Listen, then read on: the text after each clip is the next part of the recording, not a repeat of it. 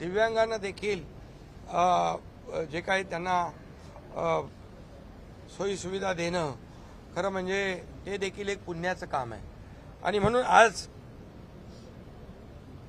ही मुख्यमंत्री देवदर्शन तीर्थक्षेत्र योजना आज सरकारने सुरू करण्याचा निर्णय घेतलेला आहे।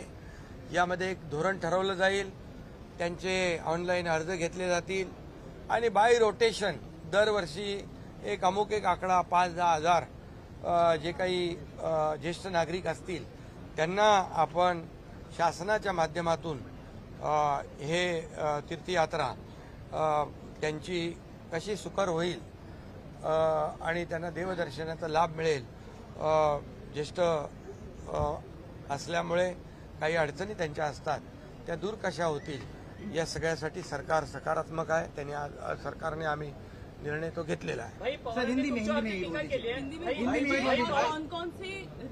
नहीं, ये सब उसमें जैसे देखो हज यात्रा में जाते लोग वैसे जैसे हिंदू है, क्रिश्चियन है, बौद्ध है और जैन है, ईसाई लोग हैं, ये सब है, सिख लोग हैं और इनके जो तीर्थ क्षेत्र है जहाँ जहाँ उनको जाना है ज्येष्ठ नागरिकों को जो उनको सभी को कैपेसिटी नहीं होती है जाने की, आर्थिक जो उनकी अड़चन है इसके वजह से तो सरकार निश्चित रूप से इस मुख्यमंत्री तीर्थ दर्शन योजना को शुरू करेगी और हमारे ऐसे ज्येष्ठ लोग हैं उनकी यात्रा सुकर कराएगी। पवारांनी तुमच्यावरती टीका केली आहे की बुलडोझरने आता तुम्ही जी पबवरती जी कारवाई करताय ते उशिरा सुचलेलं शहाणपणे असं त्यांचं म्हणणं आहे आणि बजेटमध्ये शब्दांचा फुलोरा म्हटलेला। हे बघा, पवार साहेब खूप ज्येष्ठ नेते आहेत आणि पब आणि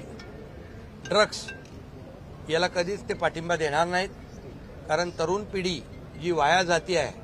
आज पुण्यामध्ये आपण जे काही पाहिलं तिथून सुरुवात झाली आणि फक्त पुणे नाही, ठाणे नाही, मुंबई नाही, नाशिक नाही तर संपूर्ण राज्यभरामध्ये ड्रगची जिथे जिथे विक्री होते, ड्रगमुळे तरुण त्यांचं आयुष्य बर्बाद होतं, त्यांचा परिवार चिंतित होतो।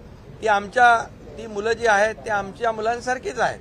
त्यामुळे सरकार ड्रग विकणाऱ्यांवर, ड्रग ठेवणाऱ्यांवर कठोर कारवाई करण्याची सुरुवात सरकारने केलेली आहे। त्यांची पाळंमुळं खोदून नष्ट करण्याची कारवाई सुरू केलेली आहे। शाळा कॉलेजच्या आजूबाजूला असलेल्या टपऱ्या असतील, दुकानं असतील, हॉटेल असतील, हे सगळं बुलडोझरने उकडून टाकण्याच्या सूचना मी दिलेल्या आहेत आणि जोपर्यंत पूर्ण ड्रग मुक्त महाराष्ट्र होत नाही तोपर्यंत ही कारवाई सुरू राहील, एवढंच मी या प्रसंगी आपल्याला सांगतो। आणि दुसरी गोष्ट कालचा अर्थसंकल्प जो आहे या अर्थसंकल्पामध्ये आम्ही सर्व तरतूद केलेली आहे। पवार साहेब तर ते अनुभवी नेते आहेत, कारण सरकार कुठली योजना करताना त्याची तजवीज करत असते। आज तर मुख्यमंत्री लाडकी बहीण योजनेचा GR काढला आम्ही आणि GR सभागृहात दिला विरोधी पक्षनेत्यांकडे। त्यामुळे हे सर्व GR निघतील, त्यांच्या खात्यामध्ये डीबीटीने पैसे जातील थेट अकाउंटमध्ये। त्यामुळे कुणी याच्यावर आता राजकीय भाष्य करू शकतात, हे जुमले वगैरे, कारण ज्यांनी यापूर्वी खोटी आश्वासनं दिली, शेतकऱ्यांचे पैसे आम्ही कर्जफेड करतो, जे रेग्युलर कर्जफेड करतात त्यांचे 50,000 रुपये इन्सेंटिव्ह देतो म्हणून मागच्या महाविकास आघाडी सरकारने निर्णय घेतला, पैसे दिले नाही, पैसे आम्ही देतोय, त्याची पूर्तता आम्ही करतोय। त्यामुळे जे जे आम्ही बोललेलो आहे ते सर्व करणार। सर्वसामान्य माणूस, शेतकरी, कष्टकरी, वारकरी, महिला भगिनी, युवा, सुशिक्षित, बेरोजगार, ज्येष्ठ सगळ्यांना त्याच्यात इन्व्हॉल्व केलेला आहे आणि मी कालच म्हटलेलं आहे हे सर्वसामान्यांचं सरकार आहे आणि बजेट देखील हे सर्वसामान्यांच्या हितासाठी आम्ही केलेलं आहे।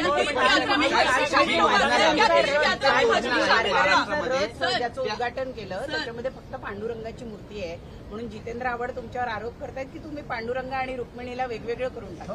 अरे आता त्याच्यावर काय बोलायचं, त्यांना पांडुरंग आणि तिकडची माहिती काढावी पहिली. तीर्थ यात्रा में हज भी शामिल होगा? वो तो पहले से है.